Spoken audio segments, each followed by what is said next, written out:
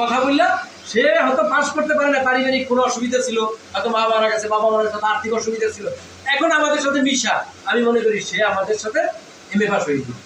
কি হইলে কোনো অসুবিধা আছে? না। সমাজ পরিবর্তন এভাবেই করতে হবে, নাহলে সমাজের পরিবর্তন আসবে না। আর এই সমাজ পরিবর্তনের জন্য ভূমিকা রাখবে কে? আমরা যারা শিক্ষিত, তারা যারা একটু পিছনে আছে তাদেরকে আমরা সামনের দিকে নিয়ে আসি। কারণ তাদেরকে তো আমরা সামনের দিকে না নিয়ে আসি, তাহলে কি হবে?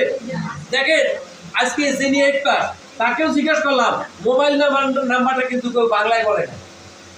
মোবাইল নাম্বারটা কেউ বাংলায় বলে নাই। তার মানে কি, এটাও কিন্তু আমাদের একটা ডিগনিটি। আমার মা এখনো বেঁচে আছে, প্রায় 80 বছর পরে বয়স, উনি কিন্তু মোবাইল নাম্বার বলতে পারে না। কারণ কি, ওনাদের যুগে মোবাইল ছিল না, বলার এখন প্রয়োজন নয়। কিন্তু এখন যারা আমরা মোটামুটি 50-60-এর মধ্যেও আছি বয়স, তারা কিন্তু মোবাইল নাম্বার কেউ অশিক্ষিত হইলো বাংলায় কেউ বলে না, 01715, হ্যাঁ, এরকম বলতে থাকে। তাই এটা কি আমাদের খারাপ না ভালো? ভালো। আবার আমরা এই যে অনেক শব্দ আছে ইংলিশে বলি, এই যারা আমরা শিক্ষিত অশিক্ষিত, পাস না বললে বোঝাই যায় না যে এই লোকটা আসলে কত দূর পাস দিয়েছে, কারণ কথার মধ্যে কোনো পরিবর্তন পাওয়া যায় না। আচ্ছা, যে কথা বলছিলাম, আমরা ট্রেনিং নেওয়ার আগে আমরা যে পেশাটা নিয়ে কাজ করবো, এই পেশা সম্পর্কে একটু ধারণা দেই।